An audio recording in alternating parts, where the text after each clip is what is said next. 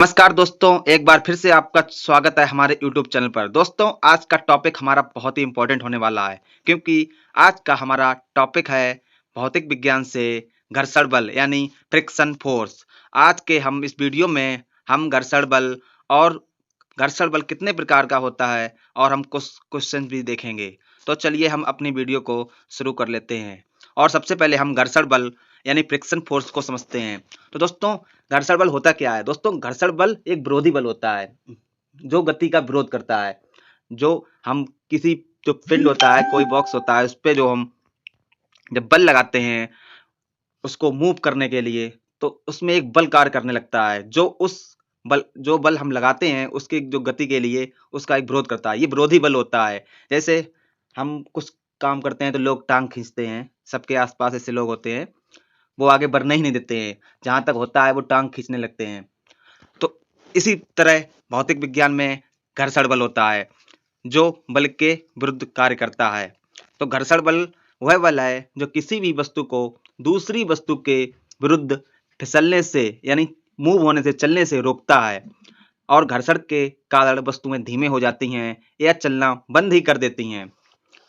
और इसका एक उदाहरण है, घर्षण के बिना पृथ्वी पर गति करना संभव ही नहीं होता है। अब जैसे दोस्तों, ये मान लीजिए टेबल रखी हुई है, इस पे एक ये बॉक्स रखा हुआ है। अब हम इसको इधर से, ये एरो आप देख रहे हैं, इधर से हम इसमें ढकेलते हैं यानी बल लगाते हैं, तो ये इस तरफ इधर मोशन करना चाहिए।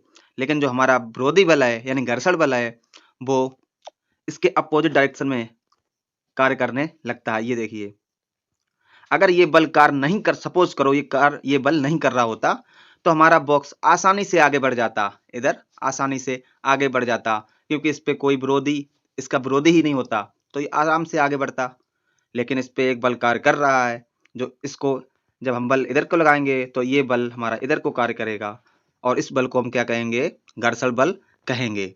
तो इस घर्षण बल हमारा एक विरोधी बल होता है जो हमेशा टांग खींचने का काम करता है। कोई भी हम कार्य करने चलें तो ये टांग खींचने का काम करता है। ये हमें वो कार्य करने से रोकता है, लेकिन हम अपनी पूरी क्षमता से वो काम करेंगे तो काम तो ये करेगा, लेकिन हम अपने भी काम में सक्सेस हो जाएंगे। यानी वस्तुओं पर अगर हम बल लगाएंगे तो ये बल तो कार्य करेगा, लेकिन वस्तुएं हम ज्यादा लगाएंगे बल और ये वस्तु आगे बढ़ेगी। अब हम घर्षण बल के प्रकार समझते हैं, टाइप ऑफ फ्रिक्शन फोर्स। तो घर्षण बल निम्न प्रकार के होते हैं, जैसे स्थैतिक घर्षण होता है, गतिज घर्षण होता है, स्लाइडिंग घर्षण होता है और ये रोलिंग घर्षण भी होता है। अब तो सबसे पहले हम समझते हैं स्थैतिक घर्षण बल। अब इसके नाम से ही आपको लग रहा होगा, स्थैतिक यानी जो स्थिति में, यानी जो मूव नहीं होता है, एक जगह पे कोई वस्तु रखी है, उस पर जब जो बल कार्य, जो विरोधी बल होता है, विरोधी बल यानी घर्षण बल कार्य करता है, उसको हम स्थैतिक घर्षण बल कहते हैं। और स्थैतिक घर्षण बल एक स्थिर वस्तु को गतिमान करने के लिए, हमने बोला था स्थिर वस्तु यानी वस्तु अपनी रखी हुई है, स्थिर है, और उसको जब हम गतिमान करते हैं यानी उसमें बल लगा के उसको हम गति प्रदान करने के लिए कोशिश करते हैं, तो उसमें एक बल कार्य करता है जो उस गति का विरोध करता है, उस गति को होने से रोकता है, तो उसको हम स्थैतिक घर्षण बल कहते हैं। जैसे आप इस फिगर में देखिए, ये बॉक्स रखा हुआ है, ये मान लो एक टेबल पर ये बॉक्स अपनी विराम अवस्था यानी कोई मूव नहीं कर रहा, रखा हुआ है। अब हम इस पे ढकेलने के लिए, उसको मेज पे ढकेलने के लिए हम इस पे फोर्स लगाते हैं। तो फोर्स लगाते हैं तो जो स्टैटिक फ्रिक्शन होता है यानी हमारा स्थैतिक घर्षण बल होता है, तो इसको ये अपोजिट डायरेक्शन में कार्य करेगा। इस बल के, हम जो बल लगाएंगे इसके अपोजिट डायरेक्शन में ये वर्क करना शुरू कर देता है। इसीलिए जब हम बॉक्स पे दम लगाते हैं तो हमारी दम बहुत ज्यादा लगती है, यानी हमारा फोर्स ज्यादा लगाना पड़ता है। अगर ये स्टैटिक फ्रिक्शन यानी स्थैतिक घर्षण बल कार्य ना करे तो आसानी से वस्तु आगे बढ़ जाएगी, बहुत कम फोर्स से बढ़ जाएगी। लेकिन नहीं भाई, टांग खींचने का तो काम करेगा, तो ये कौन सा बल होता है? स्थैतिक घर्षण बल कहलाता है। नेक्स्ट है हमारा गतिज घर्षण बल यानी काइनेटिक फ्रिक्शन फोर्स। अब मान लीजिए ये बॉक्स हमने जैसे बल अभी दिखाया था, बल लगाया, अब ये वस्तु मूव होने लगी यानी वस्तु आगे बढ़ने लगी, बल लगा के हमने छोड़ दिया, वस्तु आगे बढ़ने लगी, लेकिन धीरे धीरे ये वस्तु आगे जाके अपने आप रुक जाएगी। ये वस्तु आगे जाके रुक जाएगी। क्यों रुक जाएगी? क्योंकि भाई ये टांग खींचने का कार्य कर रहा है एक बल, जो बल अब हमने उसको मूव, धक्का देके मूव तो कर दिया वस्तु को, वस्तु आगे बढ़ने लगी, लेकिन उस पे आई टांग खींचने का जो बल कार्य कर रहा है वो उसकी गति को धीरे धीरे धीरे धीरे धीरे कम करने लगता है, तो आगे जाके वस्तु स्वतः रुक जाएगी आगे जाके। तो जो बल इसकी गति को रोकने का प्रयास करता है उसको हम गतिज घर्षण बल कहते हैं। यानी यह एक सतह पर दूसरे सतह द्वारा लगाया जाता है जब दो सतहें एक दूसरे के खिलाफ रगड़ती हैं या चलती होती हैं, क्योंकि एक या दोनों सतहें घूम रही होती हैं। अब एक सतह तो ये टेबल की हो गई, एक इस बॉक्स की सतह हो गई। अब जब इन दोनों की सतहें मिलेंगी तो इस पर घर्षण बल, जो गतिज घर्षण है, काइनेटिक फ्रिक्शन है, वो वर्क करने लगता है और वस्तु आगे जाके धीरे धीरे स्वतः इसकी गति कम होने लगती है और वस्तु अपनी जगह पे रुक जाएगी, बिल्कुल फिर मूव भी नहीं करेगी। लेकिन हमारे, चलो इसके उपयोग हम बाद में बताएंगे। अगला है रोलिंग घर्षण बल। रोलिंग से आप तो समझ गए होंगे, रोलिंग से मतलब बेलनाकार वस्तुओं पर ये लगता है जो रोल की तरह रोलिंग होती हैं। अब ये जैसे इस टेबल पे अब ये रोलिंग, ये बेलनाकार, ये कोई वस्तु रखी है। अब इस पे हमने फोर्स लगाया इसको घुमाने के लिए, आगे बढ़ाने के लिए। तो इस पे जो फोर्स अपोजिट डायरेक्शन में कार्य करेगा वो रोलिंग फ्रिक्शन होगा। हमारा कौन सा होगा? रोलिंग घर्षण बल होगा, कहलाएगा। जो बेलनाकार वस्तुओं पर, गोल चीजों पर, जैसे साइकिल के पहिए होते हैं, रोलर के पहिए होते हैं, बाइक के पहिए होते हैं, इन पर जब कोई जो विरोधी बल कार्य करता है उसको हम रोलिंग फ्रिक्शन कहते हैं। और रोलिंग घर्षण को उस वस्तु के प्रतिरोध के रूप में परिभाषित किया जाता है जब एक वस्तु को दूसरे की सतह पर लुढ़कने के लिए मजबूर किया जाता है। एक वस्तु को दूसरे की सतह पर लुढ़कने के लिए मजबूर किया जाता है। यह गतिज घर्षण की तुलना में ये काफी कम है। जो रोलिंग घर्षण बल होता है वो जो गतिज घर्षण बल होता है उसकी तुलना में बहुत कम लगता है। क्यों? क्योंकि ये आपने गौर किया होगा, जो जो गोल चीज है, साइकिल का पहिया होता है, तो उस पहिए की उसका बहुत कम एरिया यानी क्षेत्रफल सड़क के संपर्क में आता है। और जितना उस पहिए का जो एरिया है कम संपर्क में आएगा उतना ही कम घर्षण बल लगेगा। जितना ज्यादा संपर्क में आएगा धरती के तो उतना ही ज्यादा घर्षण बल लगेगा। अब जितना चिपट के इससे देख रहे हो आप कि बहुत कम एरिया इस टेबल के संपर्क में आ रहा है, इसीलिए इस पे कम घर्षण लग रहा है। और इसके जो कुछ उदाहरण हैं वो देखा होगा आपने।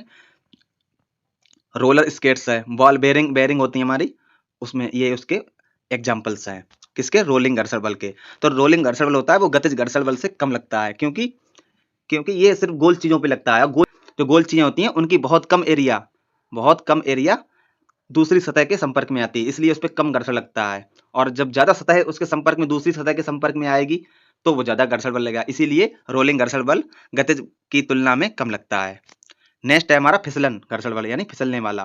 तो जब दोस्तों एक वस्तु को दूसरी वस्तु की सतह पर खींचते हैं तो फिसलन घर्षण बल उत्पन्न होता है और ये स्थैतिक घर्षण की तुलना में काफी कमजोर होता है। इसीलिए आपने देखा कि वस्तुओं को खींचने में आसानी होती है, वस्तुओं को फिसलने में आसानी से फिसल जाती है क्योंकि उस पर घर्षण बल कम लगता है। इसलिए स्लाइडिंग घर्षण के कुछ उदाहरण हैं, टेबल पर रखे ब्लॉक को खींचना, पेन से हम देखते हैं कॉपी पे लिखते हैं तो वो भी फिसलन घर्षण यानी स्लाइडिंग में आता है। और स्लाइड पर खेलना, ये स्लाइडिंग के एग्जाम्पल्स हैं। अब जैसे ये टेबल पे ये बॉक्स रखा है, अब ये लौंडा है, ये खींच रहा है, अब इस पे अपनी तरफ इधर फोर्स लगा रहा है, लेकिन जो हमारा फ्रिक्शन है वो इस तरफ वर्क करेगा यानी विरोध करेगा। लेकिन ये स्थैतिक घर्षण बल होता है उसकी तुलना में कम लगता है, बहुत कम लगता है, क्योंकि आपने देखा होगा कि किसी चीज को फिसलने में आसानी होती, चलने के बजाय फिसलने में बहुत आसानी होती है, इसीलिए फिसलन घर्षण बल बहुत कम लगता है। अब हम घर्षण बल का सूत्र और मात्रक देख लेते हैं। घर्षण बल का जो सूत्र होता है वो क्या होता है? F बराबर, घर्षण बल को F से शो करते हैं, F बराबर म्यू इंटू एन। क्या होता है? F बराबर म्यू इंटू एन। अब म्यू क्या होता है? म्यू होता है हमारा किसी वस्तु का घर्षण गुणांक, किसी वस्तु का घर्षण गुणांक जिसे हम म्यू से प्रदर्शित करते हैं। और एन हमारा होता है mg। एन बराबर क्या होता है हमारा? mg। यहाँ पे m होता है हमारा द्रव्यमान, g होता है त्वरण, गुरुत्वीय त्वरण होता है। अब जैसे ये जो मान लीजिए ये आप फिगर देख रहे हैं, इस पे जो हमारा ये नीचे टेबल रखी उस पे ये वेट रखा हुआ है जो नीचे की तरफ W कार्य कर रहा है, लेकिन इसके अपोजिट डायरेक्शन में भी तो कोई काम करेगा ऊपर की तरफ, वो होता है हमारा n बराबर होता है m इंटू जी होता है। तो घर्षण का जो हमारा फॉर्मूला होता है वो म्यू इंटू एन होता है। क्या होता है? म्यू इंटू एन, और जहां n बराबर mg के रूप में दिया गया है।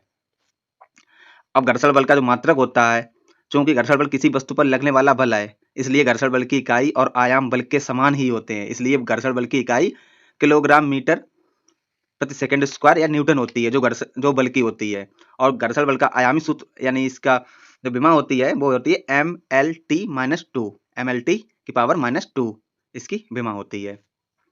अब कुछ क्वेश्चन देख लेते हैं। तो हमारा है घर्षण बल कितने प्रकार के होते हैं, तो ये निम्न प्रकार के होते हैं। पहला स्थैतिक घर्षण बल, गतिज घर्षण बल, रोलिंग घर्षण बल, फिसलन घर्षण बल और द्रव। जो हमने अभी आपको द्रव के बारे में बताया, तो ये द्रव घर्षण बल होता है, वो द्रवों में काम करता है, लेकिन सेम यही ऐसे ही ये द्रवों के अंदर कार्य करता है, जो हमारे लिक्विड होते हैं उनमें कार्य करता है।